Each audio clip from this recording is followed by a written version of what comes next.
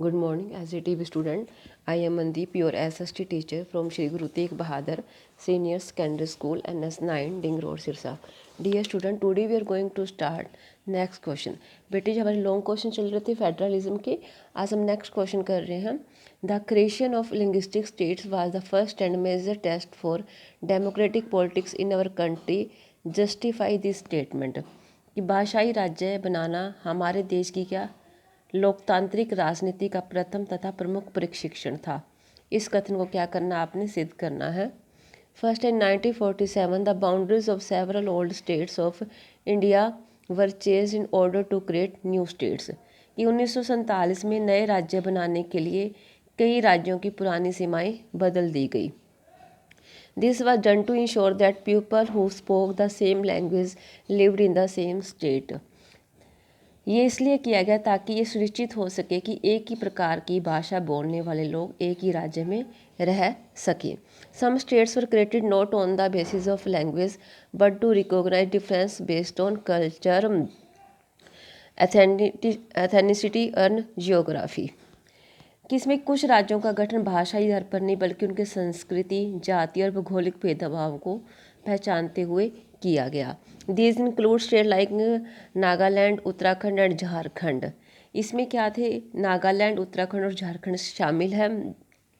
When the demand for the formation of states on the basis of language was raised, some national leaders feared that it would lead to the disintegrations of the country. जब भाषा के आधार पर प्रांतों के गठन की क्या मांग उठाने लगे तो हमारे नेताओं को क्या डर लगने लगा कि इससे कहीं देश की एकता तथा अखंडता को धक्का न लगे. The central government resisted linguistic states for some time. तो केंद्र सरकार ने कई बार भाषाई प्रांत बनाने से मना कर दिया. But the experience has shown that the formation of linguistic states has actually made the country more United. परंतु अनुभव बताता है कि भाषाई स्तर पर बनाए गए राज्य देश से अपेक्षाकृत के अधिक अखंड व एकीकृत है. It has also made administration easier. इससे प्रशासन चलाना क्या है, आसान हो गया, सुगम हो गया. नेक्स्ट क्वेश्चन है बेटे आपका इसमें, ये फिफ्थ क्वेश्चन था. नेक्स्ट है आपका, explain how law making powers are shared between centre and states in India. Mention 3 objects each of the union list and state list. कि आपने भारत में केंद्र तथा राज्यों के बीच कानून बनाने संबंधी साझेदारी कैसे निभाई जाती है. केंद्र सूची तथा राज्य सूची के कोई 3 विषय बताने आपने.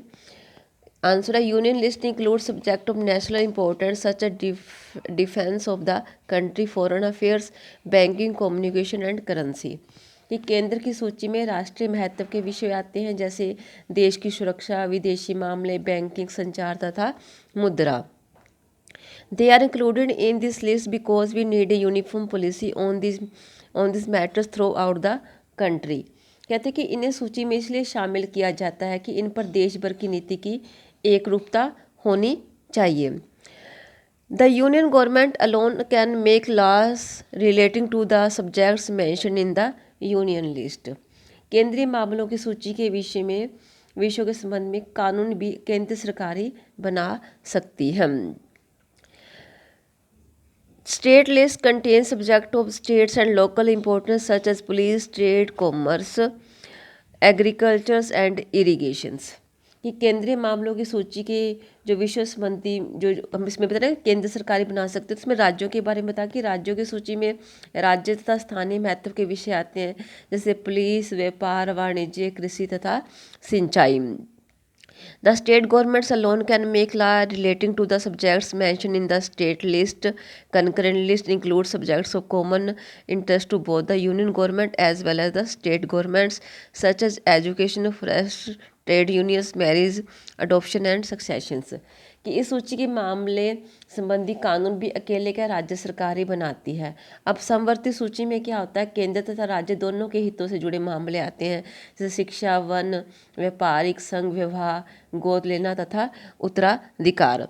Next both the Both the union as well as the state governments can make laws on the subject mentioned in the list. If their laws conflict with each other, the law made by the under government will prevail. कि इन सूची से जुड़े मामलों पर केंद्र तथा राज्य सरकारें क्या कानून बना सकती है। यदि दोनों में किसी प्रकार का क्या विवाद पाया जाता है तो केंद्र सरकार का कानून क्या सर्वोपरि माना जाएगा। नेक्स्ट है इसमें, under a federal government the fundamental provisions can not be unilaterally change by one level of the government and the same is true for India. इस संघीय सरकार में मौलिक प्रावधान सरकार के किसी एक स्तर द्वारा एकदम परिवर्तित नहीं किए जा सकते, जैसे कि भारत में ये शर्त लागू है।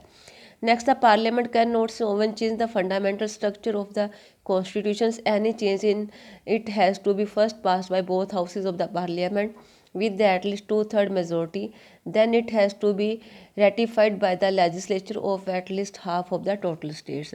संसद अपने संविधान की मौलिक संरचना नहीं बदल सकती। किसी भी परिवर्तन के लिए क्या उसे संसद के दोनों सदनों में 2/3 बहुमत से पारित कराना पड़ता है, तब इसे कुल राज्यों की कम से कम आधी संख्या के विधायकों द्वारा क्या संशोधित करवाना पड़ता है। तो बेटे आज के लिए आपका ये 2 क्वेश्चंस रहेंगे, आपने इनको अच्छे से लर्न करना है। थैंक्स बेटे, हैव ए नाइस डे।